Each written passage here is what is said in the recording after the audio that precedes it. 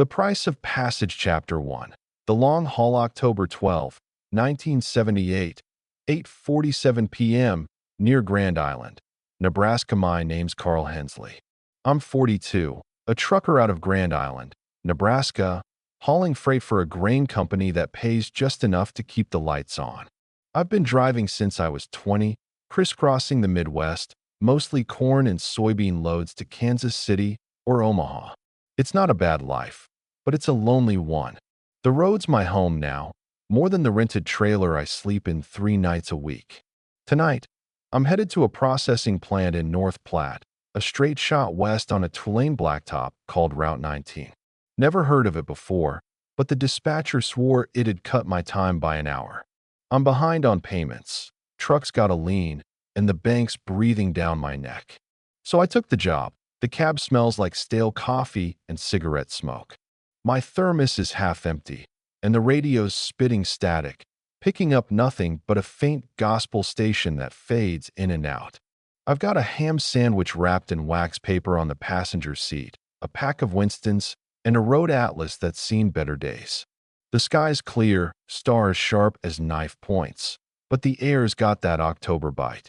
I crack the window, let the cold keep me sharp. Route 19 stretches out ahead, a ribbon of asphalt cutting through fields of harvested corn, the stalks brittle and broken under the moonlight. No cars, no lights, just me and the hum of the engine. I check the clock. 8:47 p.m. Should hit North Platte by midnight if I keep steady. The map shows Route 19 as a thin line, barely marked, winding through a stretch of old prairie nobody bothers with anymore. No towns, no rest stops, just a few abandoned farmhouses and a quarry long since shut down. I tell myself it's just another run. But something about the way the road looks, too straight, too empty, makes my gut twist. I light a cigarette and try to shake it off. Chapter 2. The Last Stop. 9:22 p.m. About 30 miles in, a flicker of light breaks the dark. A gas station, sitting alone like a forgotten toy. The sign's half-lit, neon buzzing. Hank's Fuel and Feed. I don't need gas. The tank's 3/4 full, but the coffee's gone cold, and my eyes are starting to blur. I pull into the gravel lot, tires crunching. The place looks like it hasn't changed since the Dust Bowl. One pump, rusted at the edges, a single bulb dangling above the door. Inside, it's worse. Shelves half-stocked with canned beans and motor oil. A cooler humming loud enough to drown out the radio static.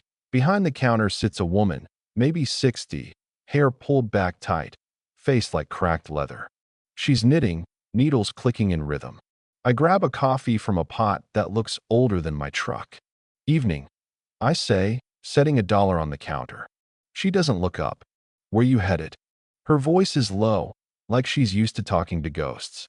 North Platte, I say. Route 19. Her needles stop. She looks at me, eyes sharp under heavy lids. Not after 10, you ain't. I laugh, but it comes out weak. What? Road closes or something. She sets the knitting down, slow, deliberate. That stretch past the quarry's no good at night. You hit the old toll gate, you turn back. I pour sugar into the coffee, trying to keep it light. Toll gate. Ain't seen one of those since I was a kid. She leans forward, voice dropping. Used to be a man there, back in the 30s. Amos Creed. Charged folks to cross what should have been free. Greedy type. One night, a family couldn't pay. He turned him back into a blizzard. They froze in their car, all 4 of them.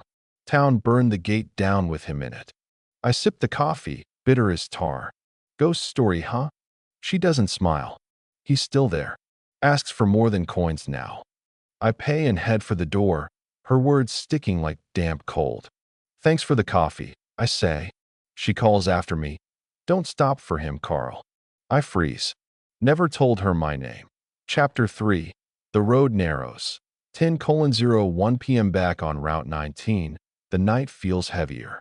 The fields give way to low hills, and the road starts to twist, like it's dodging something. My headlights catch on gnarled trees, their branches clawing at the sky.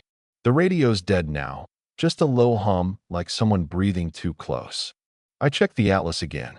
Route 19's there, but it looks wrong. Curved where it should be straight, like a vein pulsing under the paper. I shake it off. Tell myself it's the coffee, the late hour. But the road feels alive, like it's watching. The mile markers start repeating, 17, 18, 17 again. I blink hard, thinking I'm tired, but the numbers don't lie. My CB crackles, spitting out a voice I don't recognize. Pay the toll. I grab the mic, but it's dead. The voice wasn't from the radio. It was in the cab. I light another cigarette, hands shaking. The road dips into a shallow valley, and the trees close in, their shadows pooling like ink. My headlights flicker, just for a second, then steady.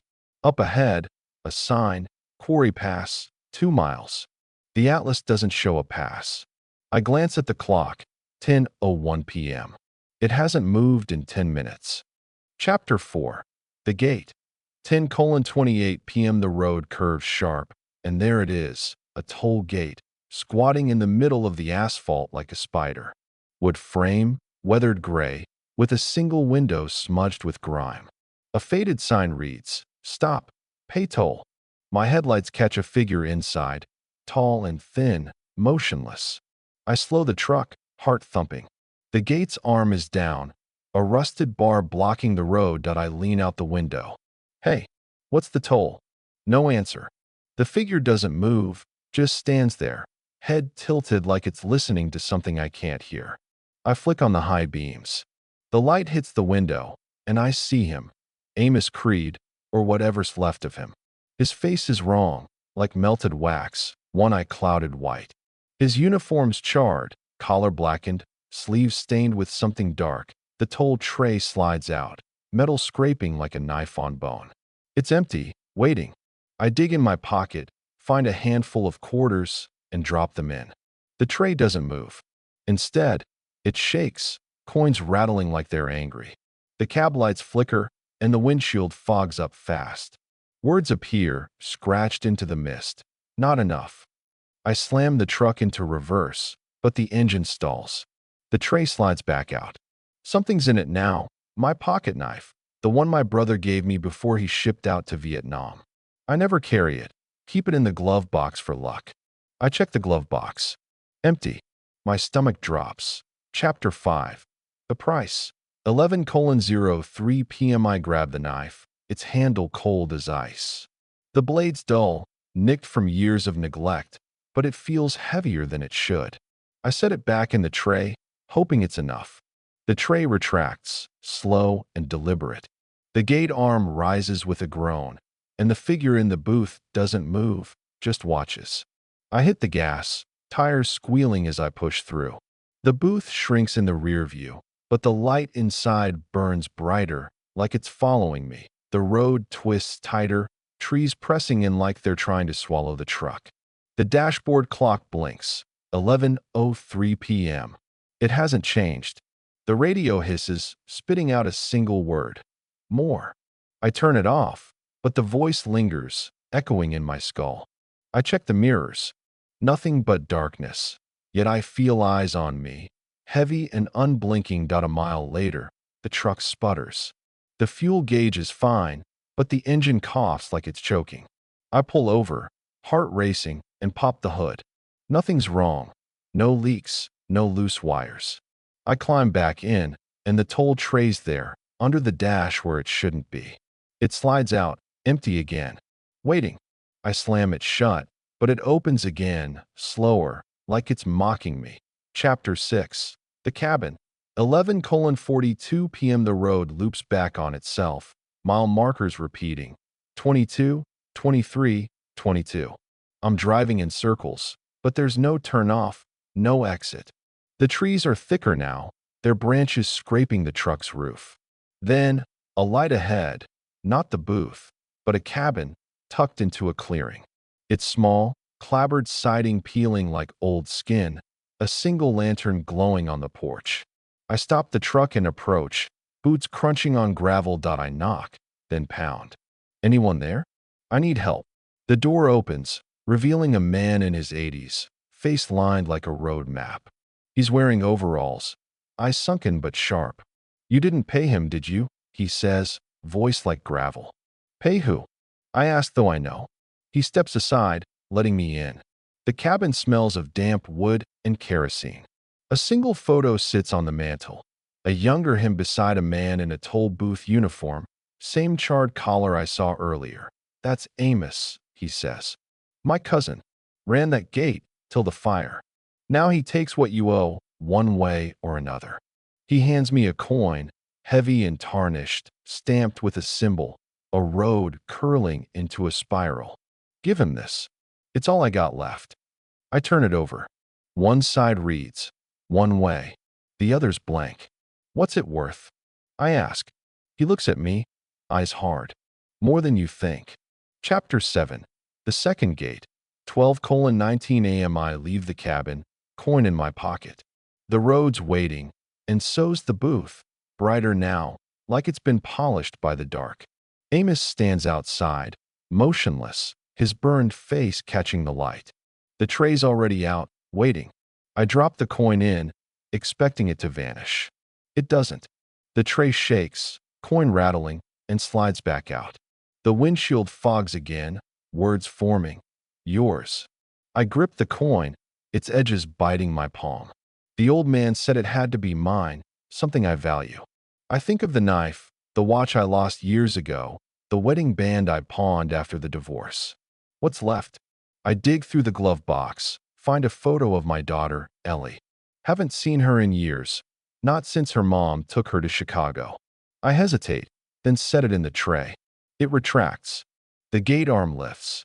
Amos doesn't move, but his head tilts, like he's pleased that I drive on. The road's straighter now, but the air's colder, my breath visible in the cab. The photo's gone, and so's a piece of me. The dashboard clock ticks forward, 12:19 a.m. It's moving again, but it feels wrong, like time's slipping out of joint. Chapter 8. The Loop.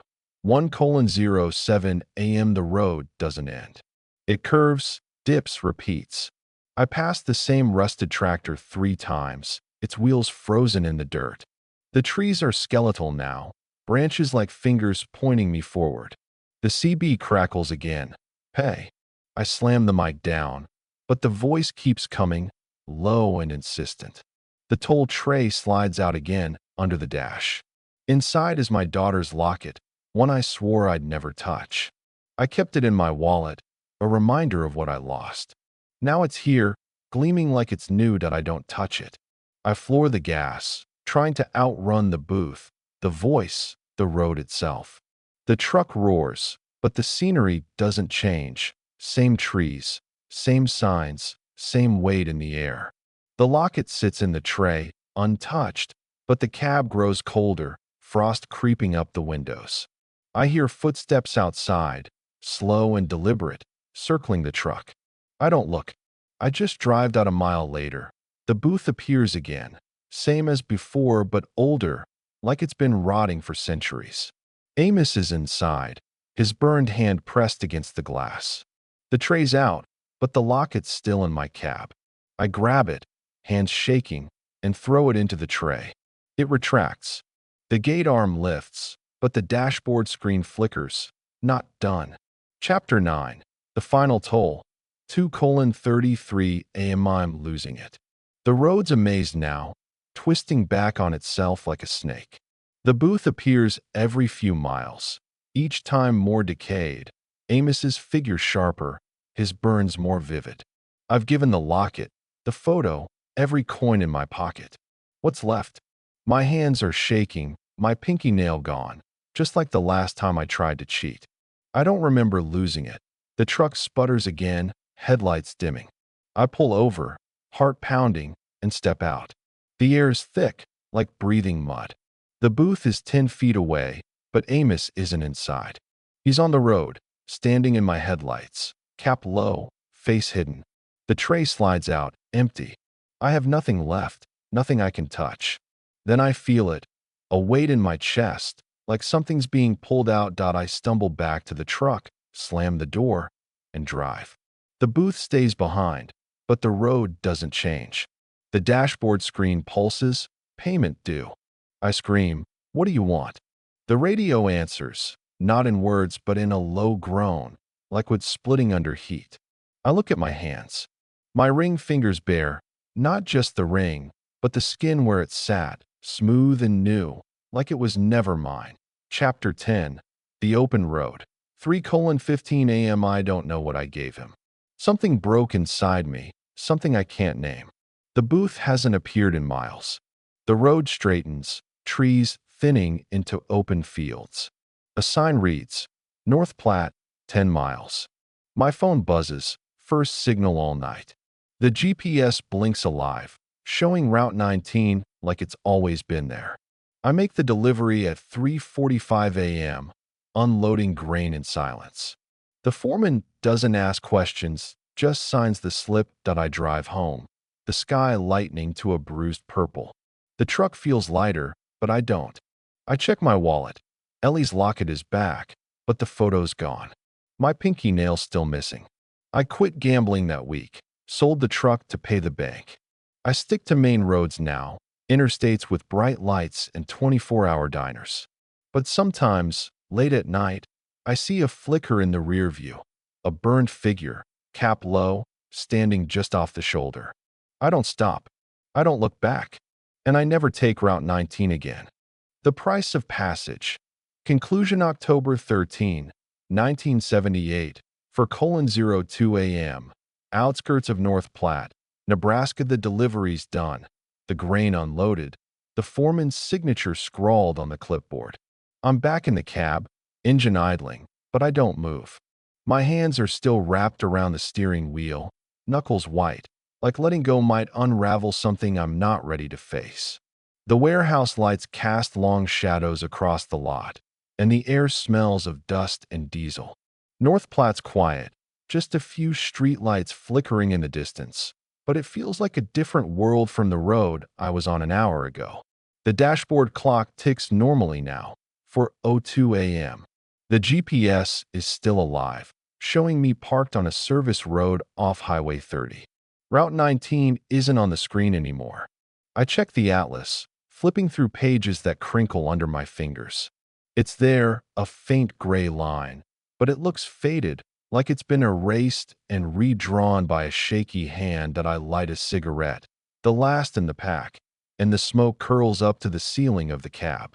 My reflection in the windshield stares back, eyes hollow, face pale, like I've aged 10 years in one night. My pinky nail's still gone, the skin smooth where it used to be. I touch it, half expecting it to bleed, but there's nothing, just absence. The locket's back in my wallet, heavy as a stone, but Ellie's photo is gone, like it was never there. I don't open the locket. I'm not ready to see what's inside, if anything's left. The weight of it presses against my chest, a reminder of what I gave, or what was taken. I tell myself it's over. The booth's gone, sunk into that field like a shipwreck. Amos Creed, or whatever he was, didn't follow me into North Platte. The road's open, the night's fading, and I'm alive. But it doesn't feel like a victory. It feels like I left something behind, something I can't name but can't shake. I shift the truck into gear and pull out, heading east toward Grand Island. The highway's familiar, lined with gas stations and billboards, but every shadow makes me flinch. Every flicker in the rear view feels like him. Cap low, burned face watching. I keep driving, because stopping feels like inviting him back. 4:37 a.m. The sky's turning gray, the stars fading into a bruised dawn. I'm on Interstate 80 now, a proper road with mile markers that don't repeat and signs that make sense. A diner glows up ahead, neon sign buzzing, open 24 hours. I pull into the lot, gravel crunching under the tires. The place is half empty, just a few truckers hunched over coffee and a waitress wiping down the counter. I slide into a booth, order eggs and toast, and try to act normal. The food comes fast, but I barely touch it. The coffee's hot, but it doesn't warm me. My hands shake when I lift the cup, and the waitress notices. "Rough night?" she asks, voice kind but tired. "Yeah," I say, forcing a smile. "Long haul." She nods, like she's heard it 1,000 times, and moves on. I stare at my plate, the eggs congealing, and think about Route 19. The booth. The tray. Amos's melted face, his one clouded eye fixed on me. I try to tell myself it was a trick of the light, a bad night, too much coffee, and not enough sleep. But the locket in my pocket feels heavier, and my missing nail itches like it's still there. I pull out the atlas again, spreading it across the table. Route 19's still there, but it looks wrong, shorter, straighter, like it's been redrawn to fit the map. I trace it with my finger, half expecting it to burn. It doesn't. It's just paper. A trucker at the counter glances over, his beard flecked with crumbs. "You look like you seen a ghost," he says, half joking. I laugh, but it's hollow. "Something like that," I mutter. He leans closer, voice low. "You take 19 out of Grand Island?" My stomach twists. "Yeah. What?" He shakes his head, sips his coffee. "Heard stories. Old toll gate out by the quarry. Folks say it ain't there in the daytime." I wait for him to laugh, to say he's kidding. He doesn't. "What kind of stories?" I ask. He shrugs. "People go in, don't come out the same. Lose things. Keys, watches, sometimes more." He taps his ring finger, where a pale band of skin marks a missing wedding ring. "Took mine last year. Haven't been back since." I don't ask more. I pay for the coffee and leave, the locket burning a hole in my pocket. The truck's waiting, engine cold but alive. I climb in, check the mirrors. Nothing but the diner's neon glow and a few parked rigs. I drive on, the road unspooling like it's supposed to, but the weight doesn't lift. 6:15 a.m. Grand Island's a gray smudge on the horizon when I pull into my lot. The trailer park's quiet, just a few dogs barking and a neighbor's TV flickering through a window. My place is a single wide, paint peeling, with a porch that sags under its own weight. I unlock the door, step inside, and drop my keys on the counter. The air smells of stale beer and laundry I forgot to do. I sit on the couch, the springs creaking, and pull out the locket. It's tarnished, heavier than I remember. I open it, half expecting it to be empty. Ellie's picture is there, but it's wrong. Faded, like it's been left in the sun for years. Her smile's gone, replaced by a blank stare. I snap it shut, my chest tight. I light another cigarette, even though the pack's empty. I found one crushed in my jacket pocket. The smoke doesn't calm me. I keep thinking about the booth, the tray, the way Amos stood there, waiting. What did I give him? The locket was back, the photo was back, but something's missing. I check my hands again. The pinky nail's still gone, and now my ring finger feels strange, like the skin's too smooth. I dig through my wallet, my pockets, the glove box I brought in from the truck. The coin from the old man's gone. So's the pocket knife. I don't know when I lost them, or if I ever had them after the booth. The phone rings, shrill in the quiet. It's the dispatcher, asking if I can take a run to Lincoln tomorrow. "Easy route," he says. "Interstate all the way." I tell him I'll think about it, but I already know I won't. I'm done with shortcuts, done with roads I don't know. I hang up and stare at the atlas, still open on the coffee table. Route 19's there, but it's fainter now, like it's fading with the daylight. I close the book, shove it under the couch. 10:22 a.m. I sleep through the morning, or try to. The bed's lumpy, the sheets damp from sweat. Dreams come in fragments. Amos's face, the toll tray sliding out, my daughter's locket spinning in the dark. I wake up gasping, sunlight streaming through the blinds. The clock says 10:22 a.m., but it feels like no time's passed. I check the locket again. Ellie's picture is clearer now, but her eyes are wrong, like she's looking through me. I shove it in a drawer, next to a bottle of whiskey I haven't touched in months. I head to the bank, cash my delivery check, and pay off part of the truck's lien. The teller's cheerful, but I barely hear her. My mind's still on Route 19, on the booth, on the weight I can't shake. I stop by the library, an old brick building downtown, and dig through the archives. There's a story from 1934, buried in a yellowed newspaper. Toll keeper burned in Quarry Pass fire. Amos Creed, 42, accused of extortion, died when locals set his booth ablaze. No mention of the family frozen in the blizzard, but the dates line up. I find another article from 1951 about a trucker who vanished on Route 19.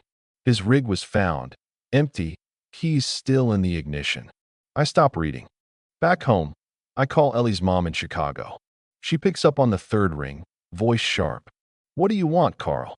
I ask about Ellie, if she's okay. "She's fine," she says, but there's a pause, like she's holding something back. I don't mention the locket, the photo, the road. I hang up, feeling worse than before. The trailer's too quiet, the wall's too close. I grab the whiskey, pour a shot, and let it burn my throat. It doesn't help. 8:47 p.m., October 14th, 1978. A day later, and I'm still not right. I haven't left the trailer, haven't answered the dispatcher's calls. The locket's back in my pocket. I don't remember taking it out of the drawer. I keep checking my hands, my nails, my reflection in the bathroom mirror. Something's off, but I can't pin it down. My eyes look too dark, like they're sinking into my skull. I avoid the atlas, but I know it's there, under the couch, waiting that I turn on the TV, hoping the noise will drown out the quiet. It's a rerun of MASH asterisk, but the laugh track feels hollow, like it's mocking me. I switch it off and sit in the dark, the locket heavy in my hand. I open it again. Ellie's picture is gone. Not faded, not torn, just gone. The locket's empty, the metal cold as frost. I drop it, and it clatters on the floor, louder than it should be. The trailer creaks, like the wind's pressing against it, but the air outside is still that I hear footsteps. Slow, deliberate, on the gravel outside. I freeze, listening. They stop just beyond the door. I don't move, don't breathe. The doorknob rattles, once, then stops. I wait, heart pounding, but nothing happens. I check the door, locked, deadbolt in place. I look through the peephole. Nothing but the empty lot, the neighbor's trailer, a streetlight flickering. I tell myself it's the wind, a stray dog, anything but him. But I know better. 11:13 p.m. I can't sleep. The trailer feels smaller, the air thicker. I keep the lights on, every bulb blazing, but the shadows don't leave. They pool in the corners, under the furniture, like they're waiting for something. I check the locket again. It's still empty. I don't know why I keep looking, like I expect Ellie's face to come back. I pour another shot of whiskey, then another, but it's like drinking water. The weight in my chest is heavier now, like something's lodged there, growing. I pull the atlas out, against my better judgment. Route 19's gone. Not faded, not faint, gone. The page is blank where it used to be, just a stretch of empty prairie. I flip through the rest, looking for it, but it's nowhere. My hands shake as I close the book. The trailer creaks again, louder, like something's leaning against the walls. I grab a flashlight and step outside, the gravel cold under my boots. The lot's empty, but the air smells wrong, metallic, scorched, like the booth. I shine the light across the trailers, the parked cars, the chain-link fence. Nothing. But the feeling's there, like eyes on my back. I go back inside, lock the door, and wedge a chair under the knob. It won't help, but it makes me feel better. I sit on the couch, locket in one hand, flashlight in the other. The clock ticks past midnight. I wait, listening for footsteps, for the scrape of a toll tray, for anything. The night stays quiet, but it's not a good quiet. It's the kind that holds its breath. October 15th, 1978, 3:09 a.m. I must have dozed off, because I wake to a sound, a low hum, like a machine starting up. The locket's on the floor, open, and the trailer's cold, my breath visible in the air. The lights are still on, but they're dim, flickering like they're running out of juice. I pick up the locket, and it's warm now, almost hot. Inside, there's something new, not a photo, but a piece of paper, folded tight. I unfold it with shaking hands. It's a map, hand-drawn, showing Route 19. The booth's marked with a red X, and next to it, in jagged script, payment due. I drop the map, and it flutters to the floor. The hum grows louder, coming from outside. I grab the flashlight and step onto the porch. The lot's empty, but the air's thick, like it's pressing down on me.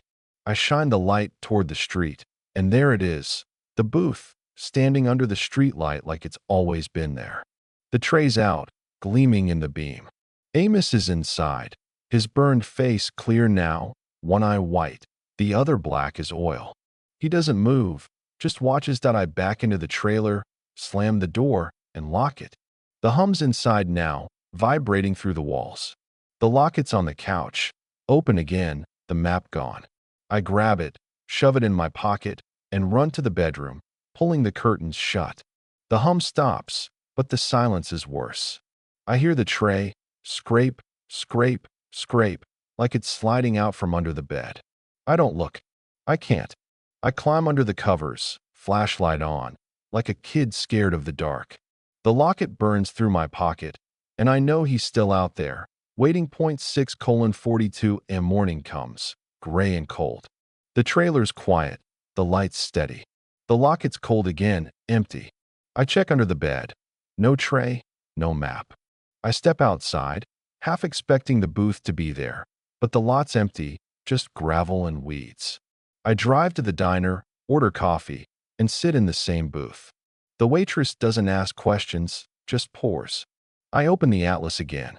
Route 19's back, but it's different. Looping through a town that doesn't exist, marked Quarry Pass. I close it, pay, and leave. I sell the truck that afternoon, take a loss to clear the lien. I rent a car, stick to main roads, and move to a motel on the edge of town.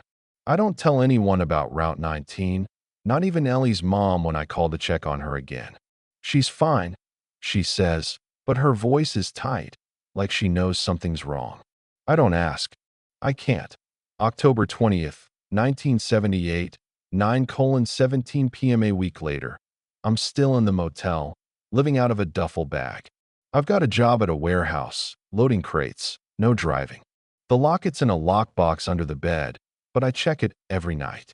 It's always empty, but it feels heavier, like it's holding something I can't see.